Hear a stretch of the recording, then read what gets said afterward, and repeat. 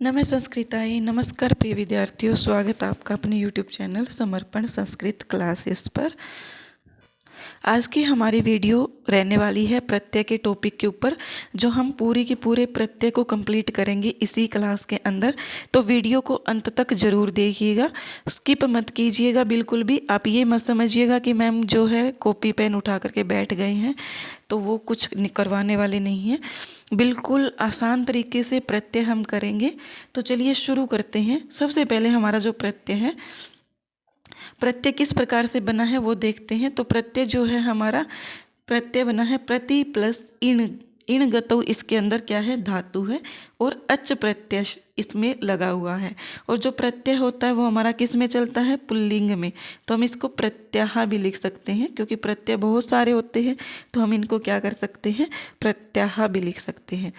चलिए परिभाषा देखते हैं कि जो पद मीन्स कि जो शब्द धातु, संज्ञा, विशेषण, सर्वनाम के अंत में प्रयुक्त होकर मूल पदों में विकार उत्पन्न कर देते हैं। क्या करते हैं, धातु के साथ, संज्ञा के साथ, विशेषण के साथ या सर्वनाम के साथ, अर्थात इनके अंत में जुड़ करके पूरे अर्थ को ही, शब्द के अर्थ को ही परिवर्तन कर देते हैं, विकार उत्पन्न कर देते हैं, उनको हम प्रत्यय बोलते हैं। तो सबसे पहले हम जानेंगे कि प्रत्यय के भेद कितने हैं। तो यहाँ पर देखते हैं प्रत्यय के भेद हैं हमारे 3। सबसे पहला है हमारा कृदंत प्रत्यय। कृदंत प्रत्यय किनको कहा जाता है, जो धातु प्लस प्रत्यय, अर्थात जो धातुओं के साथ प्रत्यय लगते हैं उनको हम कृदंत प्रत्यय कहते हैं।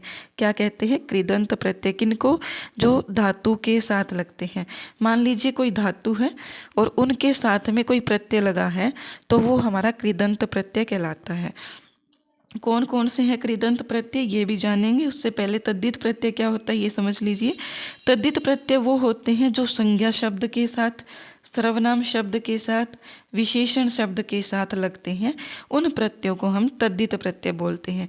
जैसे मान लीजिए मैंने अपना नाम लिखा जोनी, मेरा नाम है जैसे जोनी, तो मैंने अपना नाम लिखा और नाम लिखने के बाद मैंने साथ में कोई प्रत्यय लगाया, तो वो हमारा क्या कहलाता है, तद्धित प्रत्यय कहलाता है। अर्थात संज्ञा आप सभी जानते हैं, किसी व्यक्ति, वस्तु, स्थान विशेष का नाम को हम संज्ञा कहते हैं।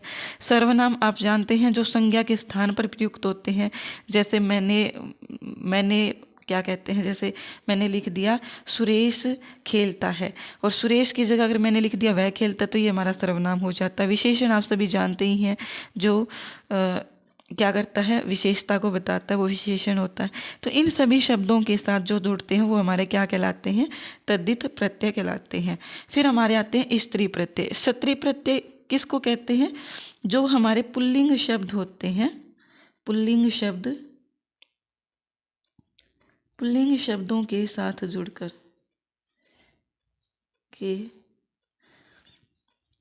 पुल्लिंग शब्दों को स्त्रीलिंग बनाने के लिए स्त्री प्रत्यय का प्रयोग किया जाता है। क्या है, पुल्लिंग शब्द होंगे, उसको जब हम स्त्रीलिंग में बदलेंगे तो हमें स्त्री प्रत्यय की आवश्यकता होती है। आई होप आप ये समझ गए होंगे कि कृदंत प्रत्यय, तद्धित प्रत्यय और स्त्री प्रत्यय क्या होते हैं। चलिए अब हम कृदंत प्रत्यय के भेद देखते हैं। तो सबसे पहले तो हमें यही प्रश्न पूछा जा सकता है कि कृदंत प्रत्यय जो है उसके कितने भेद होते हैं, कितने होते हैं। और इसको आप सीक्वेंस में ही याद रखिएगा। यूजीसी नेट के एग्जाम में ये प्रश्न हमसे पूछा गया था कि सीक्वेंस में लगाइए। तो सबसे पहले हमारा आता है तव्यत, फिर आता है हमारा, वैसे अगर इनको मान करके चले तो तव्यत, तव्य, अनियर, केलीमर, ण्यत, कैप, यत ऐसे होता है। लेकिन तव्य और केलीमर को अब हटा दिया गया है, इनकी गणना नहीं की जाती, इनकी गणना वेदों में की जाती है। तो यहाँ पर हमारे पास सिर्फ और सिर्फ कृदंत प्रत्यय के 5 ही प्रत्यय पढ़ने को होते हैं। मूल रूप से ये 7 है। अगर सीधा प्रश्न में पूछा जाए कि कृदंत प्रत्यय कितने होते हैं तो 7 होते हैं, लेकिन हमें पढ़ने कितने हैं, 5 ही, क्योंकि 2 जो है इनका प्रयोग हमें लौकिक साहित्य में देखने को नहीं मिलता है। तव्यत का ही देखने को मिलता है, तव्य का नहीं होता, ना ही हमने कभी केलीमर पढ़ा है, क्योंकि ये वैदिक साहित्य में होते हैं। और ये जो कृदंत प्रत्यय होते हैं ये सभी के सभी किस अर्थ में प्रयोग किए जाते हैं, ये किए जाते हैं करना चाहिए के अर्थ में या करने योग्य के अर्थ में प्रयुक्त होते हैं। तो सबसे पहले हमारे पास प्रत्यय आता है तव्यत और अनियर। तव्यत प्लस अनियर मीन्स कि यहाँ पर इसका जो पहला सूत्र है तव्यत तव्यानियर है। क्या है? तव्यत तव्यानियर है। तो ये जो है तव्यत और अनियर प्रत्यय ये तीनों लिंगों में प्रयोग किए जाते हैं, ये आपको अच्छे से ध्यान रखना है। सभी प्रत्यय का आपको ये पता होना चाहिए। मैंने साथ में लिखा भी है, मैं बताऊंगी भी, लेकिन आप ध्यान रखिएगा, कहीं आप सोचो कि मैम ने ये सब चीज़ें फालतू में बताई है। एग्ज़ाम में ये चीज़ें पूछी जाती है, तो ये आपको जो जो सूत्र करवाए जा रहे हैं वो सूत्र भी अच्छे से ध्यान रखना है। जो जो बातें बताई जा रही है, एक एक बात इम्पोर्टेंट है, एक भी चीज़ मैंने इसमें फालतू ऐड नहीं की है। तो यहाँ पर तव्यत प्लस अनियर जो है, यहाँ पर हम सबसे पहले तव्यत प्रत्यय देखते हैं। तो आप सभी जानते हैं कि तव्यत और अनियर इन दोनों का सूत्र क्या है, हमारे पास एक ही है, तव्यत तव्यानियर है। तो ये दोनों का सूत्र एक ही है हमारे पास। तो ये जो तव्यत है इसका सूत्र भी यही होगा, अगर अनियर का पढ़ेंगे तो उसका सूत्र भी यही होगा। तो ये क्या कहता है, तव्यत तव्यानियर है, अर्थात ये सिर्फ और सिर्फ पहचान करवा रहा है, यहाँ पर इसका कोई विशेष अर्थ नहीं है सूत्र का। फिर है कि ये जो है ये तीनों लिंगों में प्रयोग किए जाते हैं। ये जो तव्यत प्रत्यय है ये भी और जो अनियर प्रत्यय है ये भी, ये तीनों लिंगों में ही प्रयोग किए जाते हैं। किस प्रकार से बनते हैं, जैसे हमारे पास धातु है पठ, पठ धातु। तो अभी हमने पढ़ा कि जो धातुओं के साथ लगते हैं वो क्या कहलाते हैं, कृदंत प्रत्यय, और हम कृदंत प्रत्यय का ही एक पार्ट कर रहे हैं तव्यत प्रत्यय। तो देखो पठ धातु है, पठ धातु को जब हम तव्यत प्रत्यय लगा करके बनाते हैं तो पठितव्य, पठितव्या स्त्रीलिंग में और पठितव्यम नपुंसक लिंग में बनता है। ये हमारा स्त्रीलिंग में है।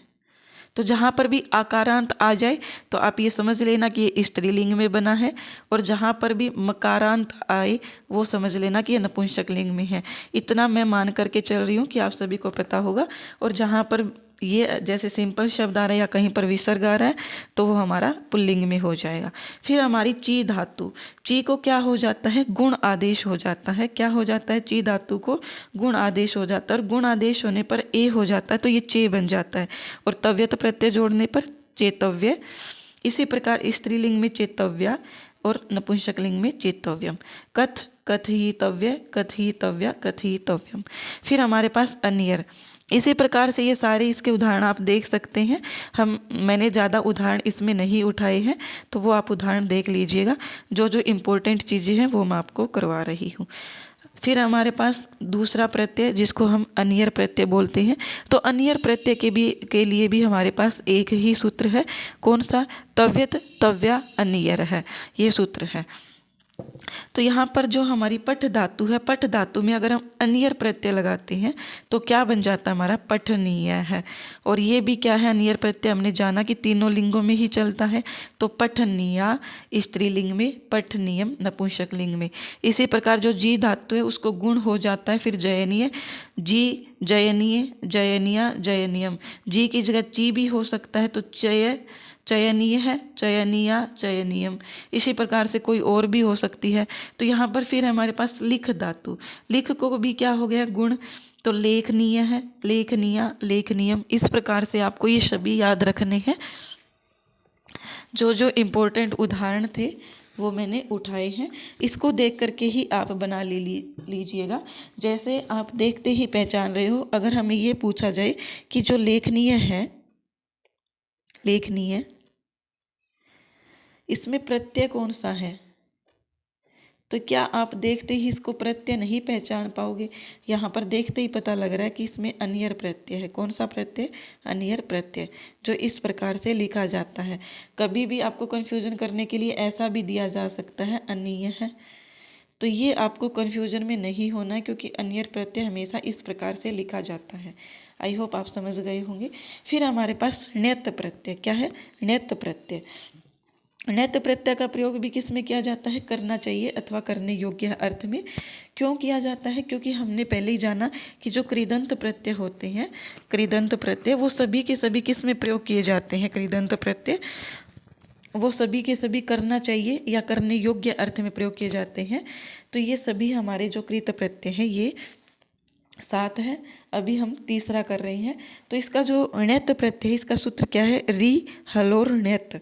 क्या है, री हलोर ण्यत, अर्थात रिकारांत और हलंत धातुओं में प्रयुक्त क्या होता है, ऋकारांत और हलंत धातुओं में प्रयुक्त प्रत्यय क्या कहलाता है, णैत प्रत्यय कहलाता है। क्या कहलाता है, णैत प्रत्यय कहलाता है। जो ऋकारांत धातु होती है, ऋकारांत धातु कौन सी होती है, ये होती है, जैसे क्री धातु है तो ये ऋकारांत है, द्रि धातु है तो ये ऋकारांत है, और हलंत धातु, हलंत आप सभी जानते ही हैं, जैसे ये क्या है, हलंत है। तो इन धातुओं में क्या होता है, णैत प्रत्यय होता है। और णैत प्रत्यय और जो वृद्धि हो जाती है, इसमें क्या हो जाती है, आदि वृद्धि हो जाती है, तो क्री का कार्य बन जाता है। क्या बन जाता है, कार्य। ध्री का धार्य। और ये भी क्या है, तीनों लिंगों में ही चलता है। णैत प्रत्यय भी हमारा तीनों लिंगों में ही चलता है। तो जो तीनों लिंगों में नहीं चलता, आप वो ध्यान रखिएगा, फिर आपको कन्फ्यूजन नहीं होगी कि मैम कौन कौन सा तीनों लिंगों में चल रहा है। जो नहीं चलता है तीनों लिंगों में, सिर्फ और सिर्फ आप उसको ध्यान रखिएगा, तो ये आपको अच्छे से ध्यान रह जाएगा। फिर आती है हमारी मृजेर वृद्धि ही। क्या है, मृजेर वृद्धि ही। तो यहाँ पर मृज प्लस णैत, ये क्या बन जाएगा, मार्ग्य है। क्या बन जाएगा, मार्ग्य है। ये आप अच्छे से ध्यान रखिएगा। मृजेर वृद्धि, इस सूत्र से मृज प्लस णैत करने से, क्योंकि हमने जाना है कि जो शुरुआत की जो री होती है, इसको वृद्धि हो जाती है, तो मार और जय का हमने चज्जोकु सूत्र से क्या कर दिया है, गय बना दिया है। और णैत का तय और णय की इत संज्ञा होकर के सिर्फ यह शेष रहता है, तो यहाँ पर मार्ग्य शब्द बन जाता है। ये हमसे नहीं पूछा जाता कि ये किस सूत्र से या क्या बना है, हमसे सिर्फ ये पूछा जाएगा कि मार्ग्य शब्द में प्रत्यय कौन सा है। फिर हमें कन्फ्यूजन करने के लिए दिया जाएगा णैत प्रत्यय, यत प्रत्यय, कैप प्रत्यय, लेप प्रत्यय, तो इससे हमें कन्फ्यूजन हो जाएगा। लेकिन मैं आपको बिल्कुल भी कन्फ्यूजन नहीं होने दूंगी। ये चारों के चारों प्रत्यय इतने अच्छे से बताऊंगी, कभी भी नहीं भूलोगे आप। तो चलिए, हमने णैत प्रत्यय देख लिया है। णैत प्रत्यय वो होता है जिसमें ऋकारांत धातु होती है और हलंत धातु होती है, और जो धातु ऋकारांत होती है उसमें आदि वृद्धि हो जाती है। आदि वृद्धि मतलब शुरू के अक्षर में दीर्घ हो जाता है। ये आप समझ गए होंगे, इसको हम वृद्धि भी बोल सकते हैं। फिर हमारे पास आगे आती है, ये आप देख सकते हैं, मार्ग है। तो मार्ग है शब्द किस प्रकार से बना, ये तीनों शब्द हमें कन्फ्यूजन कर सकते हैं। मार्ग है शब्द में हमारा घय प्रत्यय आ रहा है, क्योंकि इसके अंदर यह नहीं है, तो आप ये ध्यान रखिएगा, घय के अंदर भी कोई यह नहीं है और यहाँ पर भी कोई यह नहीं है, तो ये आप अच्छे से ध्यान रखिएगा। मृज प्लस घय क्या बनता है, मार्ग्य, मार्ग है। और मृज्य किससे बनता है, मृज्य बनता है मृज प्लस कैप से, क्योंकि कैप प्रत्यय में आदि वृद्धि नहीं होती है और णैत प्रत्यय में आदि वृद्धि होती है, इसलिए णैत प्रत्यय से मार्ग्य बनता है और मृज प्लस कैप से मृज्य बनता है। तो ये तीनों शब्द आपको अच्छे से ध्यान रखने हैं, पूछे जाते हैं एग्जाम में। फिर आता है हमारा कैप प्रत्यय। हमने अभी णैत प्रत्यय किया था, अब हमारा आता है कैप प्रत्यय। कैप प्रत्यय में ये सभी धातु याद कर लीजिए, रट्टा मार लीजिए, कुछ भी कर लीजिए, 5-6 धातु है, इसके अलावा कुछ नहीं होता कैप प्रत्यय के अंदर। तो ये कौन कौन सी धातु है, मैं देख बताती हूँ। एति, स्तु, सास, व्री, द्रि, जुस, कैप। क्या है, एति, स्तु, सास, व्री, द्रि, जुस, कैप।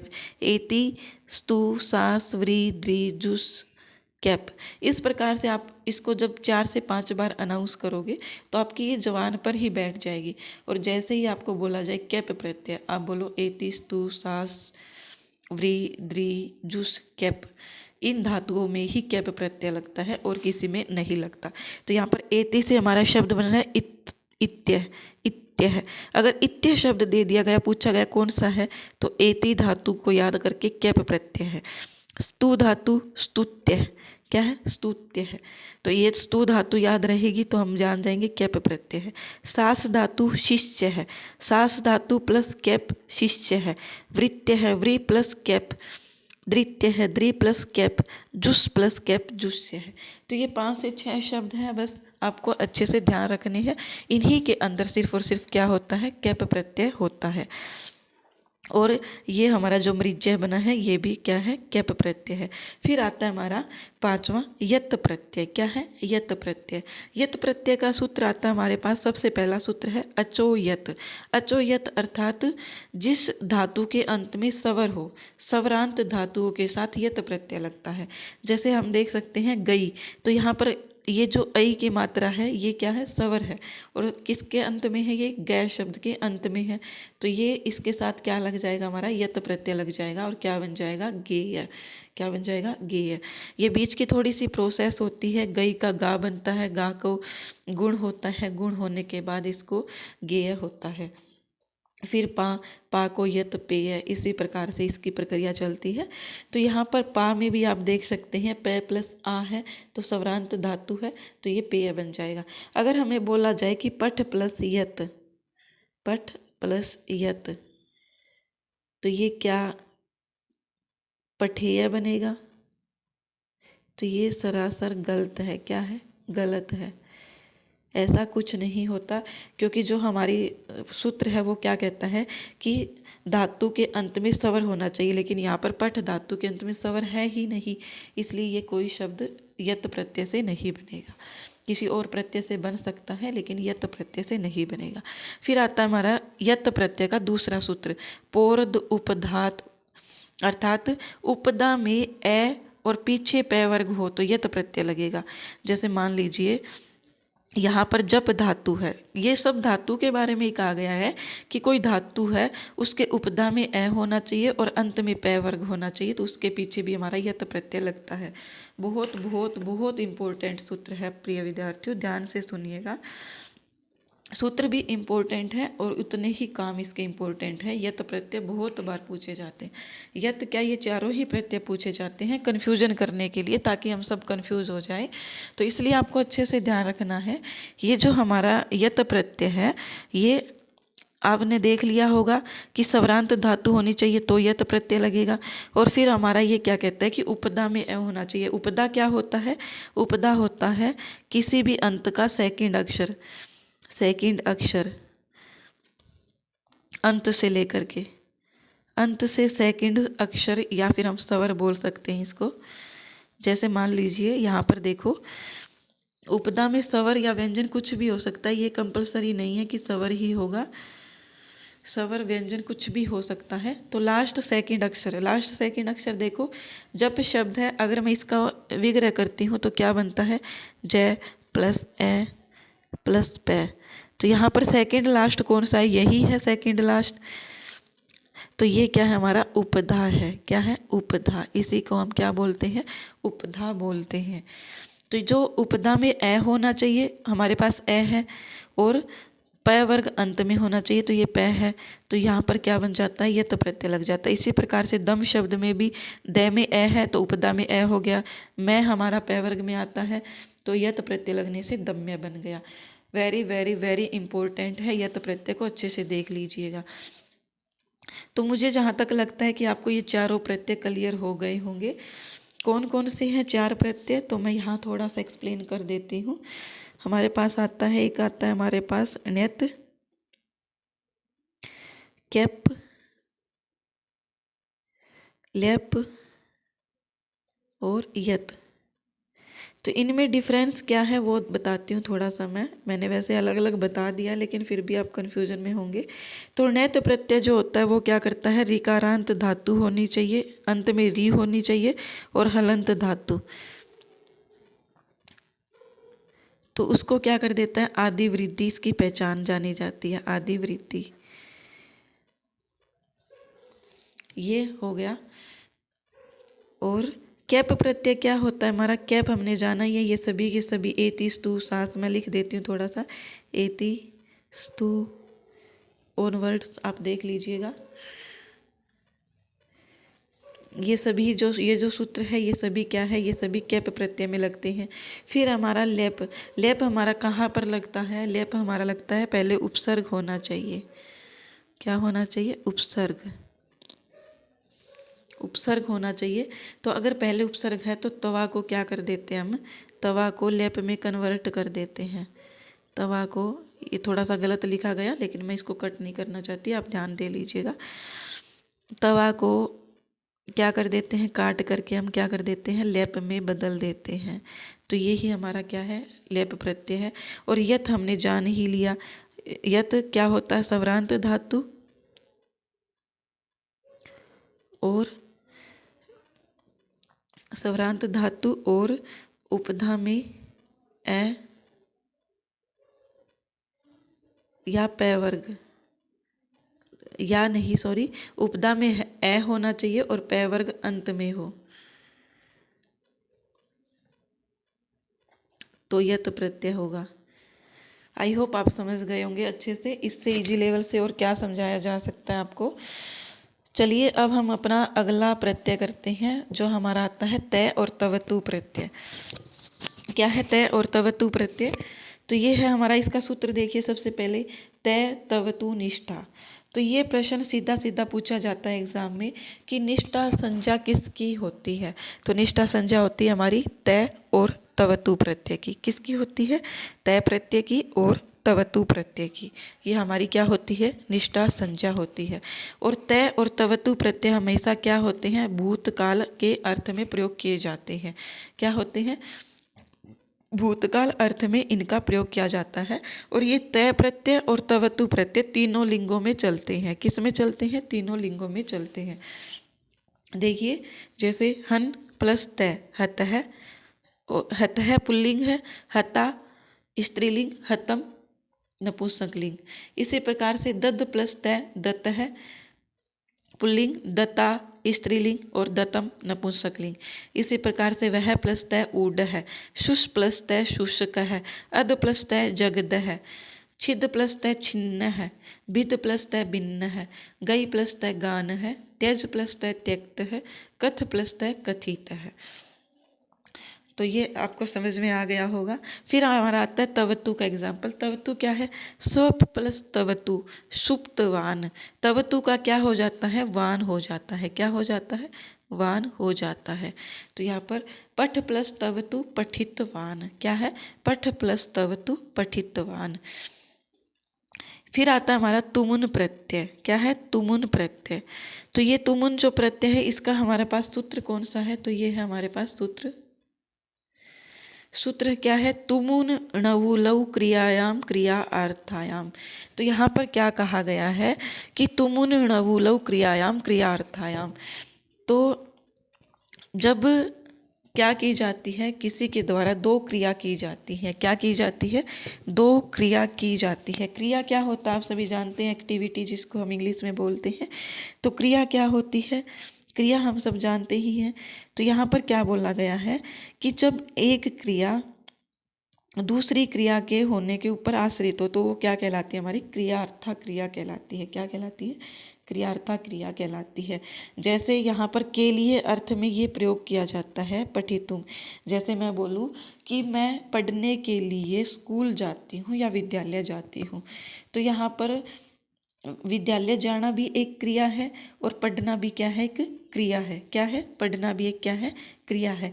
तो यहाँ पर पढ़ने के लिए जा रही हूँ तो पठितुम, पठितुम, तुमन प्रत्यय किस में आएगा? पठितुम, पठ पढ़ने में आएगा। क्या आएगा? पढ़ने में। जैसे मैं एक एग्जाम्पल लिखती हूँ, संस्कृत में ही लिखती हूँ ताकि आपको अच्छे से क्लियर हो। सह, क्या है? सह अध्येतुम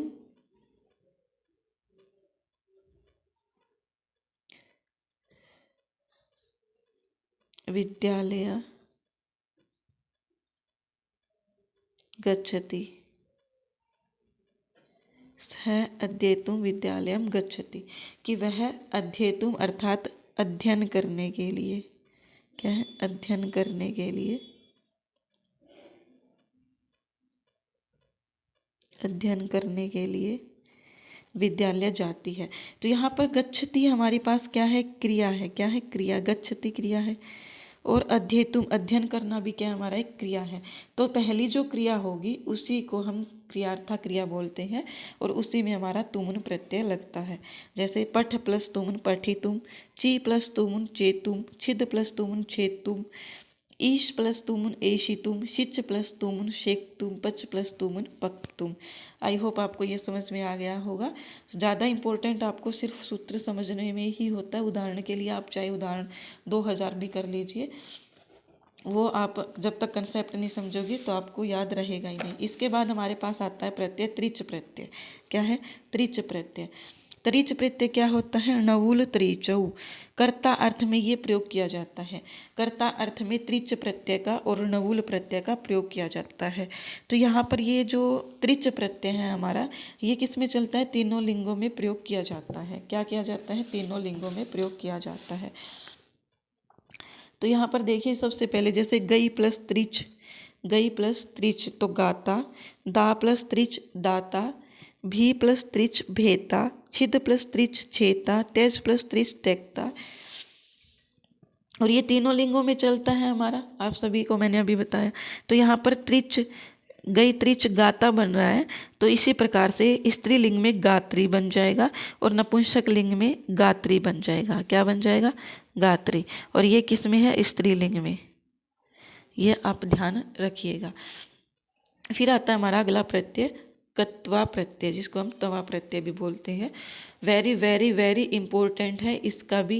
ये सभी जितने भी मैंने प्रत्यय ले रखे हैं इतने इम्पोर्टेंट है, इतने ही एग्जाम में पूछे जाने वाले हैं, प्रीवियस ईयर में पूछे भी गए हैं। तो ये आप अच्छे से देख लीजिएगा कि समान कर्तृकयोः पूर्व काले तवो ल्यप। तो ये सीधा का सीधा हमारा जो है यूजीसी नेट के एग्ज़ाम में पूछा गया था, और चंडीगढ़ टीजीटी के एग्ज़ाम में भी यही सेम जो है सूत्र हमें दिया गया था।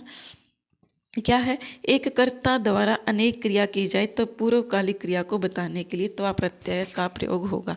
जैसे हमने अभी अभी पढ़ा, कौन सा प्रत्यय पढ़ा अभी हमने ऐसा? पठितुम, अर्थात तुमुन प्रत्यय। तो तुमुन प्रत्यय भी है, वो क्या करता है? वो भी इसी प्रकार से है। उसमें क्या होती है कि दो क्रियाएं होती है, लेकिन यहाँ पर डिफाइन नहीं किया गया है कि दो क्रिया है या इससे ज़्यादा भी हो सकती है। ज़रूरी नहीं है कि एक वाक्य के अंदर सिर्फ और सिर्फ दो ही क्रिया हो, हम उसमें तीन भी ऐड कर सकते हैं, चार भी कर सकते हैं। तो यहाँ पर यही बोला गया है कि एक कर्ता के द्वारा अनेक क्रिया की जाती है, और वह जब क्रिया करता है तो उसमें सबसे पहली जो क्रिया होगी उसको बताने के लिए हम तवा प्रत्यय का प्रयोग करेंगे। जैसे स वह पठित्वा, पढ़ने के लिए क्या करता है? पढ़ने के लिए विद्यालयम गच्छति, विद्यालय जाता है। क्या करता है? विद्यालय जाता है। तो ये आपको पता होना चाहिए, यह हमेशा नपुंसक लिंग में चलता है। किस में चलता है? जो हमारा कत्वा प्रत्यय होता है, तवा प्रत्यय, ये हमेशा किस में चलता है? नपुंसक लिंग में चलता है। अब आपको मैंने ऊपर बताया था कि जहाँ पर भी आकारांत हो वो स्त्रीलिंग होता है। तो मान लीजिए आपको दे दिया गया जित्वा शब्द, तो क्या आप इसको भी स्त्रीलिंग करके आओगे? मुझे नहीं लगता कि आप इतने बच्चों वाली हरकत करोगे, क्योंकि आप एक कंपटीशन एग्ज़ाम की तैयारी कर रहे हो। तो इतने तो आप छोटे बच्चे नहीं हो, जैसे वो वीडियो में नहीं होती, छोटी बच्ची हो क्या? मुझे बोलना तो नहीं आता, लेकिन बोला जाता है, सुना है बहुत बार। तो वो क्या करते हैं, तो वहाँ कहाँ चली गई मैं, रुको। तो हमें क्या करना है? हमें पहचान करनी है कि यहाँ पर हमारा तवा प्रत्यय लग रहा है, और तवा प्रत्यय जहाँ पर होगा वहाँ पर हमारा नपुंसक लिंग शब्द होगा। तो हमसे ये भी पूछा जा सकता है कि जित्वा शब्द क्या स्त्रीलिंग में है या नपुंसक लिंग में या पुल्लिंग में है। तो ये हमें पता होना चाहिए, जित्वा शब्द जो है हमारा किसके अंदर है? नपुंसक लिंग के अंदर है, क्योंकि तवा प्रत्यय जो है हमारा अव्यय के अंदर प्रयोग किया जाता है। बहुत बार आपने देखा होगा कि कोई उदाहरण दिया जाता है और पूछा जाता है कि इसके अंदर कितने अव्यय हैं। तो हमें ये भी देखना होता है कि सिर्फ हम ये ही ना देखें कि यथा तथा, ऊपरी नीचे ही ये सब चीज़ें दी गई है कि नहीं, यदा, एकदा, कदा, ये सब ही अव्यय नहीं होते। तवा प्रत्यय से बनने वाले शब्द भी अव्यय होते हैं, और भी बहुत उदाहरण होते जो प्रत्यय होते हैं या समास कह सकते हैं या कुछ भी, जैसे अव्ययी भाव समास से बनने वाले शब्द हैं, वो भी हमारे अव्यय कहलाते हैं। तो पूरे वाक्य के अंदर आपको ये देखना पड़ेगा कि कोई तवा से या फिर कोई और प्रत्यय से बनने वाला ऐसा शब्द जो अव्यय कहलाता हो, क्या वो इसके अंदर है? अव्ययी भाव से सब अव्ययी भाव समास से बनने वाला कोई शब्द क्या इस वाक्य के अंदर है? तो ये सब आपको देखना पड़ेगा। अगर आप ये सब देखना सीख गए ना, तो समझो कभी भी आपका अव्यय का चैप्टर गलत नहीं होगा। चलिए फिर हम करते हैं, ये आप देख लीजिएगा। जी प्लस तवा जित्वा, नी प्लस तवा नित्वा, वच प्लस तवा उक्त्वा, मुच प्लस तवा मुक्त्वा, दा प्लस तवा दत्त्वा, बुद्ध प्लस तवा बुद्धवा, कथ प्लस तवा कथित्वा। क्या होगा? कथित्वा। यहाँ पर मैंने ये इसीलिए लिखा है कथित्वा, क्योंकि हम अक्सर ये गलती करते हैं, कथित्वा कभी भी नहीं होगा। अगर आप अभी भी गलती कर रहे हो तो कथितवा को 4 बार लिख करके काटा मार दीजिए। कथ प्लस तवा कथितवा होता है। मैं भी यही गलती कर रही थी, फिर मैंने अच्छे से इसको देखा तो मुझे पता लगा कि कथ प्लस तवा कथितवा बनता है, न कि कथयितवा। आई होप आप समझ गए होंगे। अब हमारा अगला प्रत्यय आता है ल्युट प्रत्यय। क्या आता है? ल्युट प्रत्यय। ल्युट का अन शेष रहता है। कैसे रहता है? एक सूत्र आता है हमारे पास, युवार नाकु। क्या है? युवार नाकु, ये सूत्र आता है हमारे पास। तो ये सूत्र क्या कहता है? यू और वू को, क्या है? यू और वू को क्या कर देता है? यू को तो अन आदेश करता है और वू को अक आदेश करता है। क्या करता है? अक आदेश। अब हमसे प्रश्न में एग्जामिनर क्या करता है? हमारा टेस्ट लेने के लिए, क्योंकि एग्जामिनर का तो काम यही है कि वो देखना ही चाहता है कि कौन ऊपर ऊपर पढ़ करके आया है, कौन अच्छे से पढ़ करके आया है, उसका तो काम यही है एग्जामिनर का। तो वो क्या करता है? यूवर नाको से ये पूछ लेता है कि यू जो है इसको क्या आदेश होता है? क्या आदेश होता है? और ऑप्शन पे पता है कैसे होंगे? ऑप्शन कंफ्यूज करने वाले, बिल्कुल। तो क्या होगा? आप कंफ्यूज नहीं होंगे आज के बाद कभी भी। तो यू को क्या आदेश होता है? यू को आदेश होता है ऑप्शन नंबर 1 अक, ऑप्शन नंबर 2 अन, ऑप्शन नंबर 3 अक, ऑप्शन नंबर 4, ऑप्शन नंबर 4 क्या होगा हमारा? अक है। तो क्या आदेश होगा आपके हिसाब से इसके अंदर यू को? तो ये हमारा सही ऑप्शन क्या हो जाएगा? Option number 1। क्यों होगा? क्योंकि जो हमारा अक है वो पूरा होता है और अन भी जो है हमारा पूरा होता है। अगर यहाँ पर क्षमा करना, यू को अन आदेश होता है तो ये किसको हो रहा है? वू को हो रहा है। वू को हो रहा है, ये वू को अक हो रहा है। अगर हमसे यू का पूछा जाए तो यू का क्या हो जाएगा हमारा? यू का हमारा हो जाएगा अन। तो ये हमारा सही हो जाएगा। ये दोनों क्या है? सही है। यू को अन और वू को अक आदेश। तो यहाँ पर इनको कोई हलंत नहीं होता, ये पूरे होते हैं अक और अन। विशेष रूप से बता रही हूँ, याद रखिएगा। चलिए अब हम शुरू करते हैं। पठ प्लस ल्युट पठनम, हस प्लस ल्युट हसनम। ये हंसनम नहीं है, हस प्लस नम है, हसनम। ये बिंदी ऐसे ही लग गई है। कथ प्लस ल्युट कथनम, जी प्लस ल्युट जयनम, नी प्लस ल्युट नयनम, श्रु प्लस ल्युट श्रु। को ऊ को आप देख सकते हैं, ओ हो चुका है, पहले ऊ को ओ, फिर अव, और फिर श्रवणम बना क्री करणम लिख लेखनम। आई होप आप समझ गए होंगे वो। चलिए अब नवुल प्रत्यय पढ़ते हैं। तो नवुल प्रत्यय क्या है? नवुल प्रत्यय का सूत्र है हमारे पास नवुल त्रिचौ। क्या है सूत्र? नवुल त्रिचौ।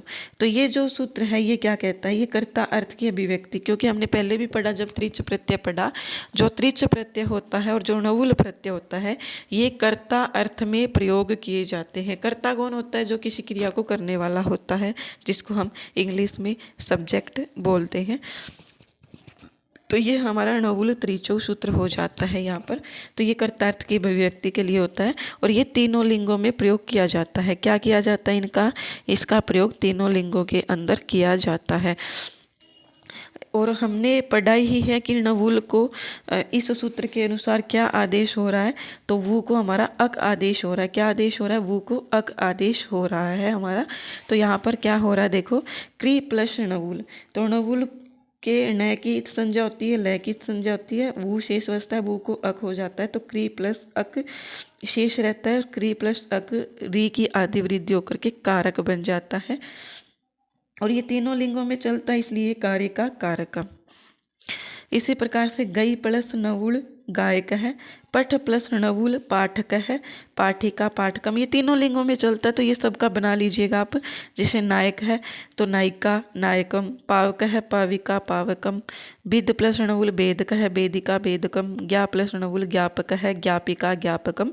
तो ये आप अच्छे से आप अपनी तरफ से बना लीजिएगा। बस आपको ये ध्यान रखना है कि कौन सा प्रत्यय तीनों लिंगों में प्रयुक्त नहीं किया जाता है। बाकी जितने मतलब ज़्यादातर संख्या ये है कि जो तीनों लिंगों में प्रयुक्त किए जा रहे हैं, तो आप ज़्यादा संख्या याद करने की बजाय आप ये याद रखो कि ये प्रत्यय तीनों लिंगों में प्रयोग नहीं किए जा रहे हैं। जैसे हमने तवा प्रत्यय पढ़ा, तो तवा प्रत्यय सिर्फ और सिर्फ नपुंसक लिंग में ही प्रयोग किया जा रहा है, तो आप उसको याद रखिए। बाकी याद करने की आवश्यकता क्या है आपको। आई होप आप समझ पा रहे होंगे। तो चलिए अब हम आगे करते हैं।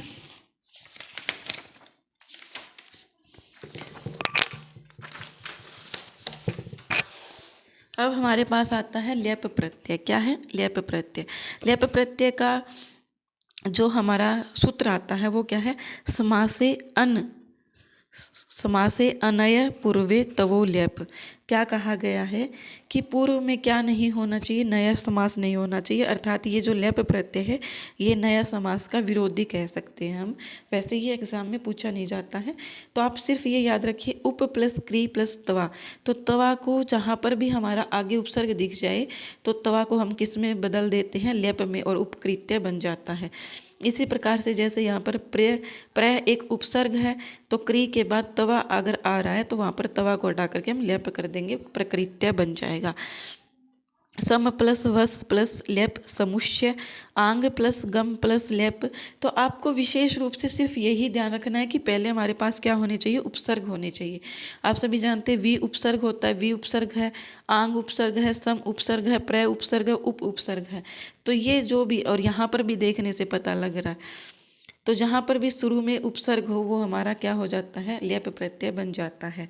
तो ये आप ध्यान रखिएगा। क्षत्रि प्लस सानच, ये हमारा देखते हैं अब क्षत्रि और सानच प्रत्यय। तो ये जो क्षत्रि और सानच है वेरी वेरी इंपॉर्टेंट है। ये भी बहुत एग्जाम में पूछे जाते हैं, और एस्टेट वाले भी स्पेशल पूछते हैं इस एग्जाम को। तो क्या है? लट है क्षत्रि सानचाऊ प्रथमा समानाधिकरणे। तो ये क्या करता है? वर्तमान काल में प्रयोग किया जाता है क्षत्रि और सानच। जैसे हमने पढ़ा था तय और तवतु प्रत्यय भूतकालिक अर्थ में प्रयोग किए जाते हैं, इसी प्रकार से क्षत्रि और सानच प्रत्यय लट लकाल में अर्थात वर्तमान काल में प्रयोग किए जाते हैं।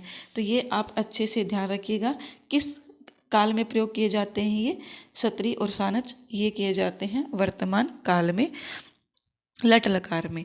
तो यहाँ पर हमसे ये पूछा जाता है, जैसे हमने तय और तवतु प्रत्यय की कौन सी संज्ञा पढ़ी थी? निष्ठा संज्ञा। इसी प्रकार से क्षत्रि और सानच की क्या संज्ञा होती है? तो वो हमारी होती है सत संज्ञा। क्या संज्ञा हो जाती है हमारी? सत संज्ञा हो जाती है। तो ये आप अच्छे से ध्यान रखिएगा। उदाहरण क्या आता है? उदाहरण है जैसे अर्च प्लस क्षत्रि अर्चन, हस प्लस क्षत्रि हसन, त्रि प्लस क्षत्रि तरन, धाव प्लस क्षत्रि धावन, पच प्लस क्षत्रि पचन, चिंत प्लस क्षत्रि चिंतयन, मिलन, लेखन नहीं होगा। इसका ही आप ध्यान रखिएगा। ये भी मैंने इसीलिए स्पेशल मेंशन किया है। अगर आपके दिमाग में ये चल रहा है कि सभी प्रत्ययों में लिख को लेख किया गया है, जैसे लिख प्लस तवा लेखित्वा, तो इस प्रकार से ये नहीं होगा। लिख प्लस क्षत्रि लिखन होगा, लेखन नहीं होगा। हमें देखते ही क्या याद आ जाता है कि लिख की ई को ए हो जाएगा, लेकिन ऐसा होता नहीं है। ये आप अच्छे से ध्यान रखिएगा। फिर आता है हमारा सृज क्षत्रि सृजन, घ्रा क्षत्रि जिघ्रन। फिर आता है सानच के उदाहरण। सानच के उदाहरण में क्या क्या है? कथ प्लस सानच कथयमान है, पूज्य प्लस सानच पूजयमान है, क्री प्लस सानच कुर्वाण है, दा प्लस सानच ददान है, शुभ प्लस सानच शोभमान है, सह प्लस सानच सहयमान है, भिक्ष प्लस सानच भिक्षमान है। तो इस प्रकार से आप इनको याद रख सकते हो। फिर आता हमारे पास घय प्रत्यय। घय प्रत्यय जो है वो भाव अर्थ में किया जाता है। किस में किया जाता है? भाव अर्थ में। और जो भाववाचक पुल्लिंग होता है वो घय। तो जैसे हमने तवा प्रत्यय पढ़ा था, तो तवा प्रत्यय हमारा सिर्फ और सिर्फ स्त्रीलिंग में चल रहा था। इसी प्रकार से घय प्रत्यय हमारा किस में चलता है? सिर्फ और सिर्फ पुल्लिंग के अंदर चलता है। किस में चलता है? पुल्लिंग के अंदर चलता है। इसका और कोई रूप नहीं बनता है, ना ही स्त्रीलिंग में बनता है और ना ही नपुंसक लिंग में बनता है। तो या आई होप आप सभी समझ गए होंगे। तो यहाँ पर क्या दिया गया है, देखो पच प्लस गय पाक है, लिख प्लस गय लेख है, उद्ग्री प्लस गय उद्गार है, नीची प्लस गय निकाय है, क्री प्लस गय कार है, त्यज प्लस गय त्याग है। फिर आता है हमारे पास तीन प्रत्यय। क्या है? तीन प्रत्यय। तो यहाँ पर तीन प्रत्यय को क्या बोलते हैं? स्त्रियाम तीन। स्त्रीलिंग भाववाचक संज्ञा बनाने के लिए तीन प्रत्यय का प्रयोग किया जाता है। किसका प्रयोग किया जाता है? तीन प्रत्यय का। स्त्रीलिंग भाववाचक संज्ञा बनाने के लिए तीन प्रत्यय का प्रयोग किया जाता है। तो हमारा ये क्या बन जाता है? नी प्लस तीन नीति ही। जैसे हमने पुल्लिंग बनाने के लिए घय प्रत्यय का प्रयोग किया था, नपुंसक लिंग के लिए तवा प्रत्यय का प्रयोग किया था, इसीलिए इसी प्रकार से स्त्रीलिंग बनाने के लिए तीन प्रत्यय का इसमें प्रयोग किया जा रहा है। ध्री प्लस तीन धृति ही, वच प्लस तीन उक्ति ही, यज प्लस तीन युक्ति ही, नम प्लस तीन नति ही, धा प्लस तीन हिति ही, शम प्लस तीन शांति ही। फिर हमारे आते हैं तद्धित प्रत्यय, जो इम्पोर्टेंट है वो हमने कर रखी है इसके अंदर। तो सबसे पहले हमारा आता है तद्धित प्रत्यय। हमने जाना क्या होते हैं तद्धित प्रत्यय? जो संज्ञा, सर्वनाम और विशेषण से लगते हैं, विशेषण से लगते हैं, वो प्रत्यय क्या कहलाते हैं? तद्धित प्रत्यय कहलाते हैं। ये आप समझ गए होंगे। तो पहला सूत्र आता है हमारा मतुप प्रत्यय। मतुप प्रत्यय क्या अर्थ देता है? कि तद अस्य अस्ति, अस्मिन इति मतुप, अर्थात वह इसका है या वह इसमें है। ये हमारा इसका सूत्र है मतुप प्रत्यय का। क्या है? सूत्र। तद अस्य अस्ति अस्मिन इति डैश। हमसे ऐसा भी पूछा जा सकता है कि तद अस्य अस्ति अस्मिन इति डैश। तो ये हमें पता होना चाहिए कि तत् अस्य वह इसका है, अस्मिन इति इसमें है, यह क्या है? हमारा मतुप है। तो मतुप प्रत्यय क्या होता है ये हमने देख लिया। अब देखो उपधा। उपधा हमने पढ़ा कि सेकंड लास्ट उपधा होता है, सेकंड लास्ट जो होता है उपधा होता है। या फिर अंत में क्या हो? मैं ए आ होने पर मत को क्या आदेश हो जाता है? वत आदेश हो जाता है। जैसे मैंने देखा रूप प्लस मतुप, तो यहाँ पर रूप मत बनना चाहिए था, लेकिन वत क्यों आदेश हुआ? तो ये देखो वत आदेश इसलिए होता है क्योंकि यहाँ पर देखो मैं दिया गया है, अंत में ए दिया गया और आ, और हमारे पास अंत में ए है, अंत में क्या है? ए है। तो रूप प्लस मतुप क्या बन जाएगा? रूपवान, रूपवती, रूपवत। तीनों लिंगों में इसके रूप चलते हैं। मनस, मनस्वान, मनस्वती, मनस्वत। यव, यवमान, यवमति, यवमत। शक्ति, शक्तिमान, शक्तिमती, शक्तिमत। और एक विशेष सूचना आप सभी के लिए कि आप बोल रहे थे कि मैम व्याकरण के लिए आप एक मैराथन लेकर के आइए। तो मैंने व्याकरण की मैराथन ऑलरेडी 2023 में करवाई थी, तो प्लीज़ आप वो देख लीजिए। बहुत बहुत मेहनत करके मैंने वो मैराथन बनाई थी 2023 की व्याकरण की मैराथन। मैं डिस्क्रिप्शन में आपको लिंक मिल जाएगा, डिस्क्रिप्शन में लिंक दे दिया जाएगा, आप वहाँ से जा कर के देख सकते हैं। या फिर आप टेलीग्राम चैनल को ज्वाइन कर लीजिए जिसका नाम है हमारा समर्पण संस्कृत क्लासेस, और वहाँ पर मुझे SMS कर दीजिए तो मैं आपको टेलीग्राम पर उसका लिंक भेज दूँगी।